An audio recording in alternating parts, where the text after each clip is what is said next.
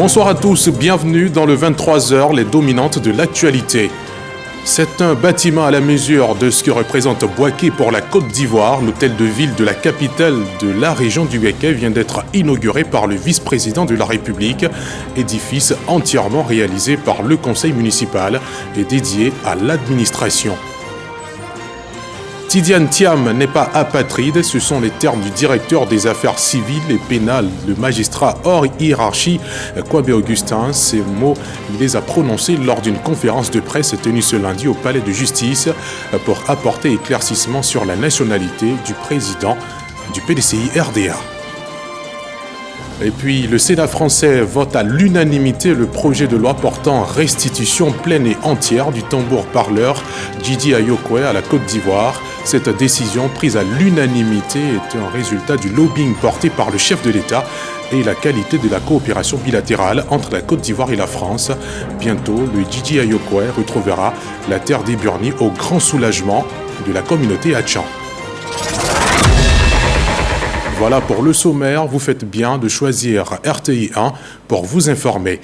On entame cette édition dans le centre du pays. Là-bas, le vice-président de la République a procédé à l'inauguration de l'hôtel de ville de Bouaké, un édifice réalisé par le conseil municipal de la capitale du Béquet. C'est un espace de travail dédié à l'administration.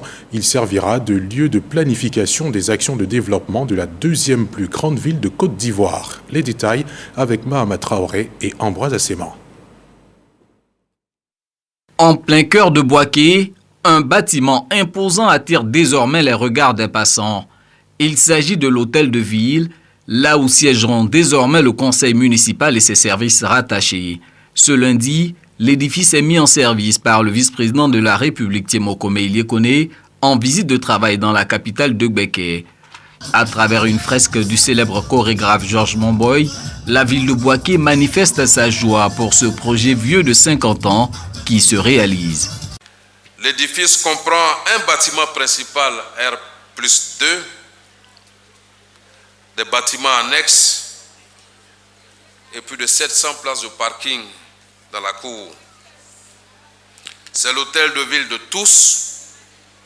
C'est un espace où se construira jour après jour le développement harmonieux de la ville de Bouaké.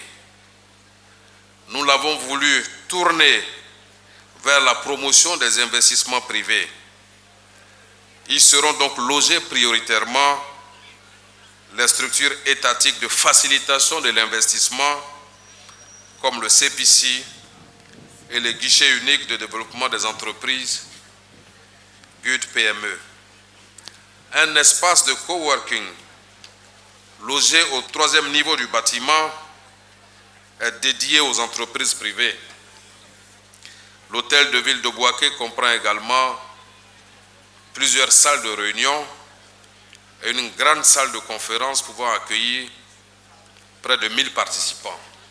Fruit du projet d'infrastructure pour le développement urbain et la compétitivité des agglomérations secondaires, le nouvel hôtel de ville de Bouaké reflète la volonté du gouvernement de booster les territoires. Ce nouvel hôtel de ville est le symbole vivant du 3e pilier de la Côte d'Ivoire solidaire, qui vise à créer dans chaque région un cadre de vie et d'investissement propice. À travers des infrastructures de qualité et un environnement des affaires favorable, nous renforçons la compétitivité de nos régions. Ainsi, chaque Ivoirien, chaque Ivoirienne, quel que soit son lieu de résidence, pourra aspirer à des conditions de vie décentes et participer activement à l'édification de notre nation. Après avoir inauguré ces deux ouvrages en une seule journée, Tiemokomé Iliekone se dit fier de constater la renaissance de Bouaké sous l'impulsion du président Alassane Ouattara. Fierté teintée d'émotion pour le vice-président de la République qui a effectué une partie de son cursus primaire et secondaire à Bouaké.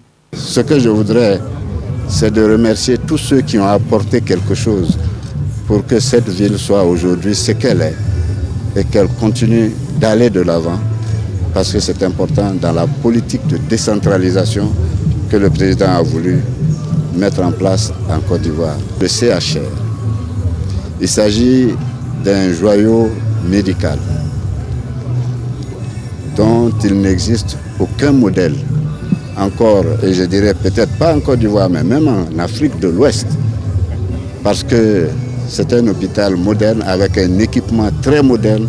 Bouaké est le premier certainement à y aller, mais d'autres régions vont suivre avec le même progrès.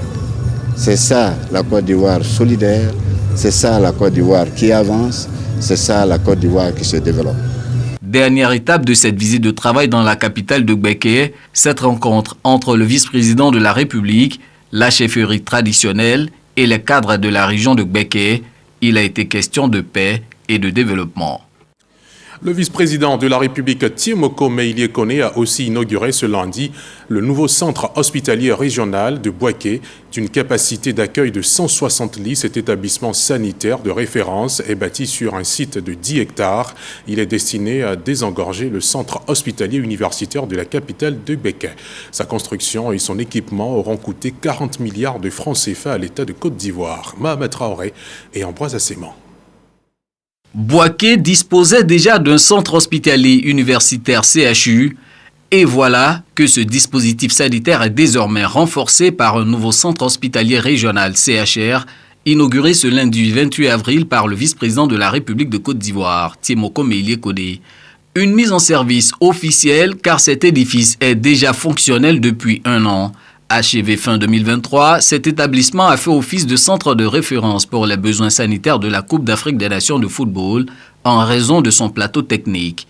Cet établissement dispose en plus d'un plateau technique au standard international comprenant un service de neurochirurgie, l'un des plus modernes et les plus sophistiqués de la sous-région qui fait la fierté du personnel avec les opérations qui s'y déroulent à l'aide d'équipements de pointe, dont le système de neuronavigation, un microscope opératoire de dernière génération, toute option, un amplificateur de brillance 3D et un neuromonitoring per opératoire.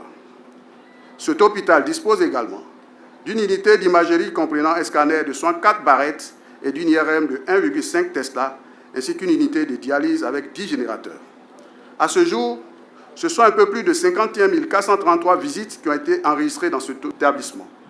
Le CHR de Bouaké, avec ses performances et la qualité des soins, se positionne comme un centre d'excellence sanitaire qui contribuera à coup sûr à faire de la Côte d'Ivoire un hub sanitaire de la sous-région. Vœux chers à son Excellence, le Président de la République Alassane Ouattara. Bâti sur une superficie de 10 hectares, le nouveau CHR de Bouaké va délivrer 15 services médico-techniques et spécialisés de santé pour une capacité d'accueil de 150 lits. Fruit de la mise en œuvre du programme hospitalier initié par le gouvernement en 2018, l'ouvrage aura coûté 40 milliards de francs CFA à l'État de Côte d'Ivoire, construction et équipement compris. Un investissement qui va soulager les habitants de la deuxième ville la plus peuplée de Côte d'Ivoire. Ces populations, Monsieur le Vice-président, rien que pour faire une IRM, étaient obligées de se rendre soit à Yamoussoukro, soit à Korogo, soit à Abidjan. Nous accueillons avec beaucoup de joie cette nouvelle infrastructure.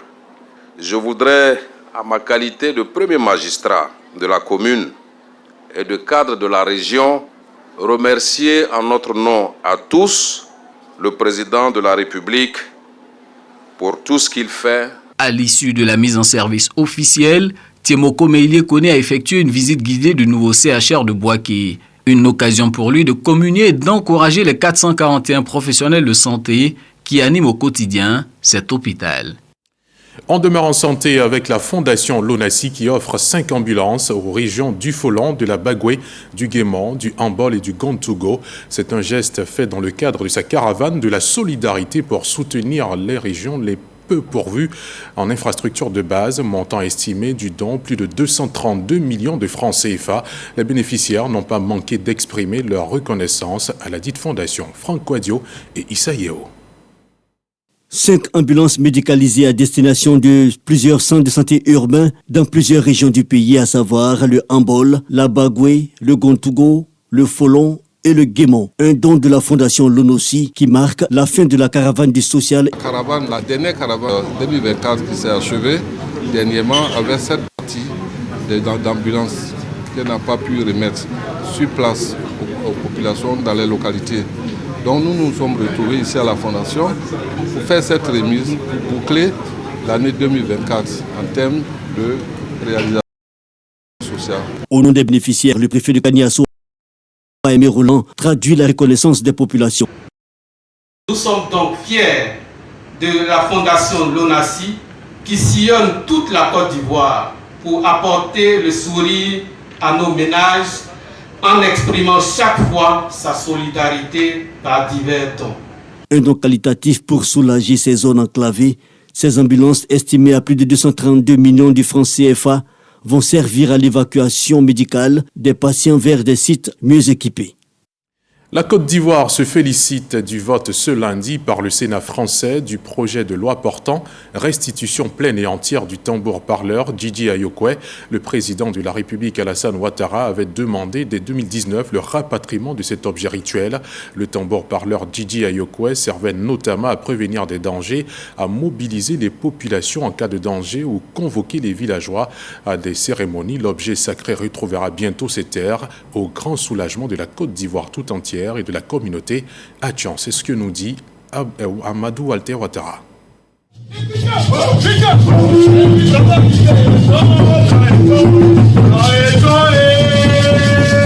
Bientôt, la restitution à la Côte d'Ivoire du tambour Djidji Ayokwe. Ce bien culturel du pays est issu du système de protection ancestrale de la communauté Atchan. Vient de porter fruit le lobbying constant porté par le président de la République, Alassane Ouattara, et exécuté sur le terrain par la ministre de la Culture et de la Francophonie, Françoise Rémac, à travers la qualité de la coopération bilatérale entre la Côte d'Ivoire et la France. Le Sénat français vient de voter à l'unanimité le projet de loi portant la restitution pleine. La restitution d'un bien culturel à la République de Côte d'Ivoire, qui est pour, qui est contre, qui s'abstient. La proposition de loi est adoptée. Déjà, le tambour parle du peuple Atchan avait fait l'objet en 2022 d'une cérémonie de désacralisation. Cela avant les travaux de sa restauration par le musée du Quai Branly à Paris où il se trouve. Le tambour parle Djidji Ayokwe servait à prévenir et à mobiliser les populations en cas de danger ou convoquer les villages à des cérémonies traditionnelles. Au chapitre politique, le PDCI RDA a déposé ce matin une requête devant le tribunal de première instance d'Abidjan. Elle porte sur la nullité de la décision du tribunal qui a ordonné la radiation de Tidiane Thiam de la liste électorale. Ces propos sont de Maître Adjeluk, un des avocats du PDCI RDA. C'est la principale information de la conférence de presse tenue par le parti à son siège à Cocody avec ses avocats cet après-midi. Le compte-rendu de Didier Nguessan. Le Parti démocratique de Côte d'Ivoire, PDCI RDA, se prononce sur la radiation de la liste électorale de son président Tidiane Thiam, tel qu'ordonné par le tribunal de première instance d'Abidjan le 22 avril dernier. Les avocats du parti annoncent avoir déposé une requête devant le tribunal ce lundi matin. Débattant d'une question qui porte sur la nationalité, on glisse subrepticement d'un contentieux sur la liste électorale vers un contentieux sur la nationalité. Nous avons dit, vous n'êtes donc pas compétent pour connaître de ce contentieux. La loi dit la décision qui est rendue est sans recours. Bon, ça, c'est pour le commun des justiciables. On dit sans recours. Parce que dans la loi, il y a des principes, il y a des exceptions. Selon Bredoumi Soumaïla, porte-parole du PDCI, Tidiane Thiam reste l'unique candidat du PDCI RDA à l'élection présidentielle. Pour le PDCI RDA, la nationalité exclusivement ivoirienne de cette présidente n'a aucune tâche. Mais pour nous au PDCI RDA, il n'y a pas de plan B, il n'y a ni de plan C à faire. Il n'y en a pas. Pour Maître Adjeluk et Dadier Rodrigue, seul le procureur de la République est compétent pour contester la nationalité du président du PDCI, Tidiane Thiam. On reste avec le PDCI RDA. Monsieur Thiam n'est pas apatride, Monsieur Thiam est ivoirien par filiation et l'objet qui fonde sa nationalité reste et demeure après s'être libéré de son allégeance. C'est en ces termes que le docteur des affaires civiles et pénales, le magistrat hors hiérarchie Kwame Augustin a tranché lors d'une conférence de presse tenue ce lundi 28 avril au Palais de Justice. Il a apporté un éclaircissement juridique décisif sur la nationalité du président du PDCI RDA. C'était en présence de Sidonie Davila. Dans un contexte marqué par le débat sur la nationalité, la clarification apportée par le directeur des affaires civiles et pénales vise à dissiper les doutes entourant la candidature de Tidjane Thiam à la présidentielle de 2025, soulignant ainsi l'importance de la filiation comme fondement de la nationalité. Par cette libération de son allégeance à un pays étranger, M. Thiam, qui était ivoirien par sa naissance, par le sang, retrouve automatiquement sa nationalité ivoirienne qu'il avait volontairement mise en hibernation, en dormance. En effet, de même qu'il a perdu sa nationalité ivoirienne d'origine de façon automatique par l'effet de l'acquisition de la nationalité française, de même, dans le respect du parallélisme des formes, il recouvre sa nationalité ivoirienne automatiquement, sans formalité, et ce, depuis sa libération de son allégeance française le 19 mars 2025. La conférence de presse a également abordé d'autres questions aussi importantes telles que la binationalité et les conditions de perte de la nationalité. Il ressort de l'article 48 que l'Ivoirien majeur qui opte volontairement pour une nationalité étrangère ou qui déclare expressément reconnaître une telle nationalité perd automatiquement le bénéfice de la nationalité ivoirienne et partant les droits et obligations découlant de cette nationalité ivoirienne. La question de la radiation du président du PDCI RDA de la liste électorale était également une préoccupation majeure pour les journalistes. La logique de cette radiation. Le juge dit, au moment où M. Thiam s'inscrivait sur la liste électorale, il n'avait pas la qualité d'ivoirien. Et cette qualité s'apprécie au moment de l'inscription. Au moment où il s'inscrivait, il n'avait pas encore renoncé à son allégeance à l'État français. Cette conférence de presse intervient à un moment critique où les discussions sur la nationalité ivoirienne au centre des préoccupations posent des bases importantes pour la compréhension juridique de la nationalité en Côte d'Ivoire. Le 31 mai prochain, Brazzaville accueillera un meeting du RHDP organisé en marge d'un bureau politique prévu dans la capitale congolaise. Ce rendez-vous vise à réaffirmer l'attachement des militants de la diaspora au parti. Les partisans RHDP installés au Congo en ont fait un objet de rencontre avec les cadres du parti en marge de la 16e conférence de l'Assemblée parlementaire de la francophonie APF. Sidonie Davila, Ilri Chadongon et Zia Apollinaire. À Brazzaville, les militants du RHDP sont mobilisés pour saluer les efforts du président de la République, Alassane Ouattara. Un projet partagé avec les autorités présentes dans la capitale congolaise pour la 16e conférence de l'APF. Tour à tour, Kandia Kamara et Adama Bictogo ont échangé avec les militants et sympathisants sur la vie du parti et bien d'autres sujets aussi importants comme cet événement majeur qui se profile à l'horizon. On est en train d'organiser la rentrée politique, ce serait un giga meeting avec tous les délégués des différents pays de l'Afrique qui seront à Brazzaville le 31 mai pour la rentrée politique et dire grand merci au président Alassane Ouattara parce que c'est un président exceptionnel, un président qui est un bâtisseur. Surtout que nous sommes à l'orée des élections présidentielles 2025, donc il s'agit d'abord de structurer nos bases, tant au niveau du Congo-Brazzaville comme en RDC, et par la suite essayer de mobiliser nos militants, former nos militants et leur permettre de savoir non seulement voter pendant la période électorale, parce que nous avons constaté que pas mal des militants n'arrivent parfois pas à voter correctement. Nous l'avons dit tout à l'heure à ces différentes autorités, tout à l'heure lors de nos échanges, nous attendons leur soutien pour la réussite, pour ne pas dire le succès même de cet événement. Les cadres du parti ont invité les oufouettistes du Congo à continuer de se mobiliser pour la victoire du RHDP. Dès leur arrivée en terre congolaise, les 2 membres du présidium du RHDP ont été accueillis dans une ambiance festive par les militants, drapés des couleurs du parti avec des chants et des cris de joie. Comment résoudre l'épineuse question de la sécurité alimentaire en Afrique? L'Institut international d'agriculture tropicale est formel. Il faut mettre la science au service de l'agriculture. Cet institut, situé à Ibadan au Nigeria, propose des innovations pour permettre d'améliorer la productivité des cultures et rendre les systèmes alimentaires plus résistants au changement climatique.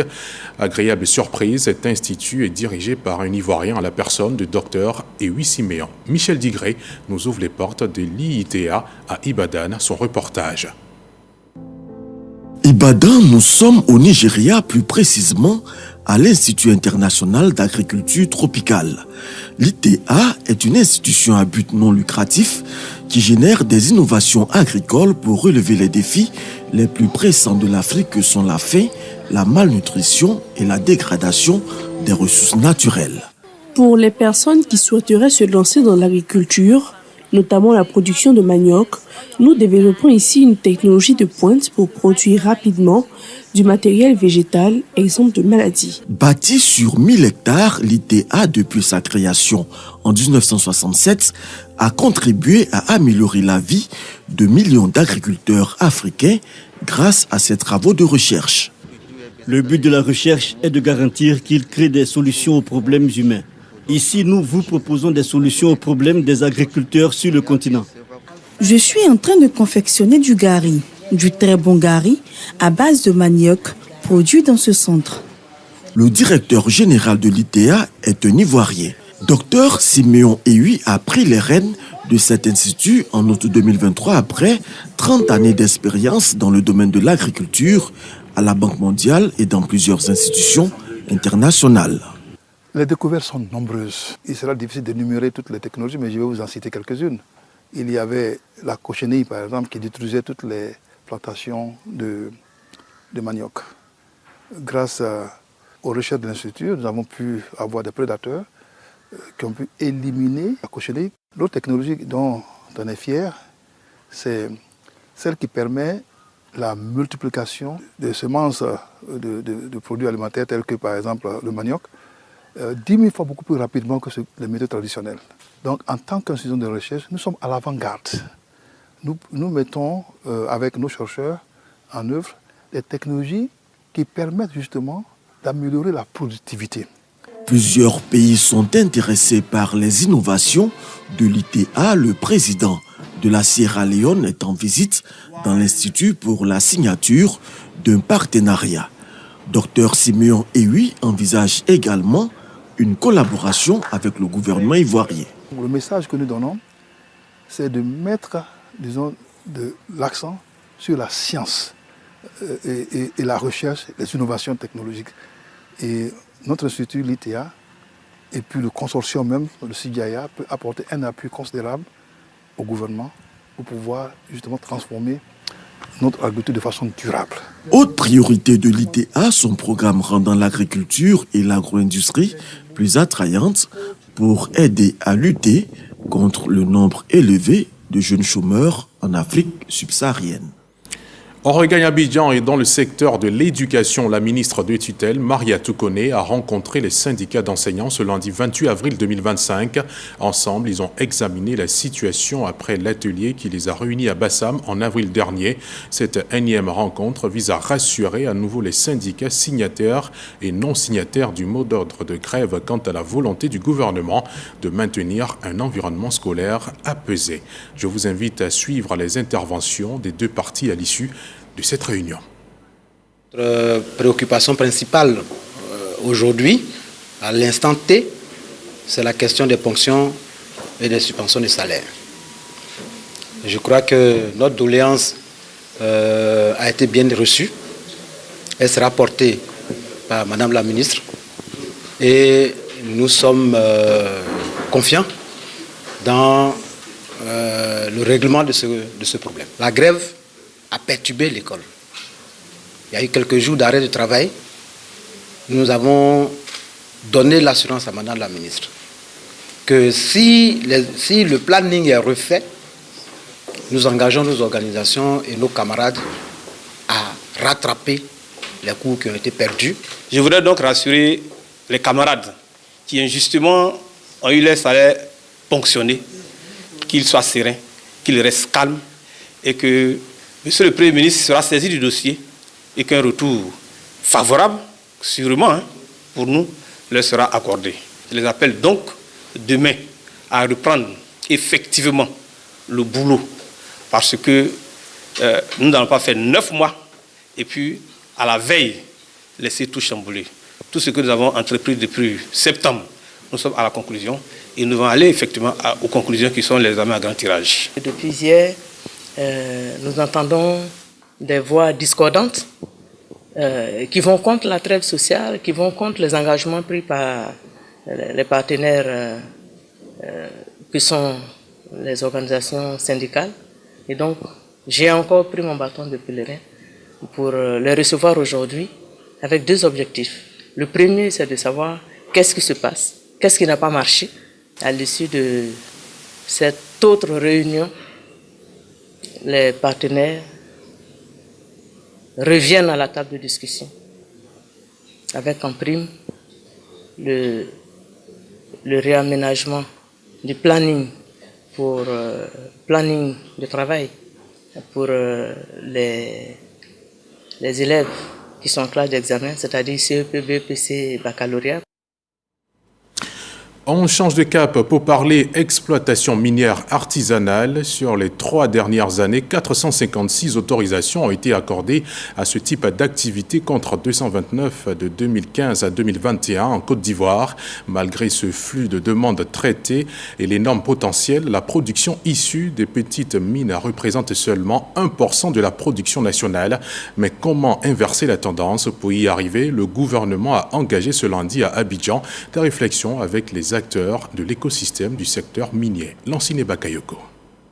Selon le ministre Mamadou Sangafoa Koulibaly, l'impact positif de l'exploitation minière artisanale au niveau national et auprès des communautés reste très faible. Conséquence de l'impossibilité de capter la production totale issue de ce segment d'activité qui serait identique à la production industrielle d'or. La fraude existe toujours, tant au niveau des acteurs légaux que des acteurs illégaux. Cet atelier va permettre à l'État de prendre des mesures pour exciter les différents acteurs à pouvoir mieux faire leurs déclarations. Il s'agit entre autres d'identifier les entraves majeures à la formalisation ainsi que les bonnes pratiques en matière d'exploitation, de traçabilité, de fiscalité et de gestion communautaire. La petite mine est aujourd'hui reconnue comme un secteur stratégique, non seulement par sa capacité à générer des emplois et à réduire la pauvreté, mais aussi par sa résilience et sa proximité avec les communautés locales. Malgré son potentiel énorme, ce secteur reste confronté à des contraintes majeures.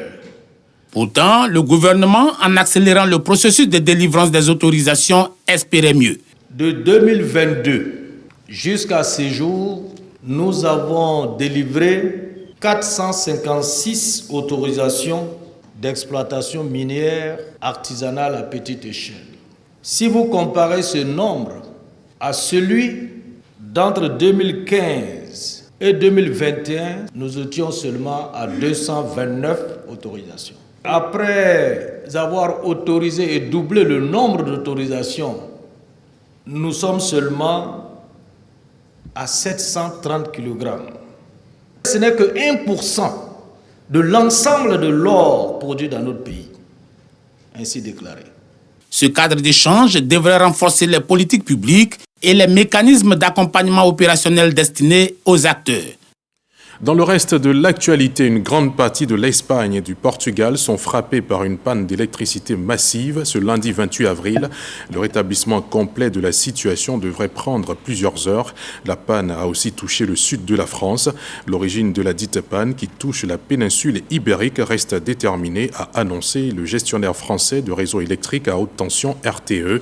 Rien n'est exclu pour le moment concernant les causes, mais il y a jusque-là pas d'indication d'une cyberattaque, a indiqué le président du Conseil européen, Antonio Costa, qui suit de près la situation. Et c'est la fin de ce journal. Merci infiniment d'être resté aussi tard pour nous suivre. Bonne suite de programme sur RTI 1, la chaîne qui rassemble.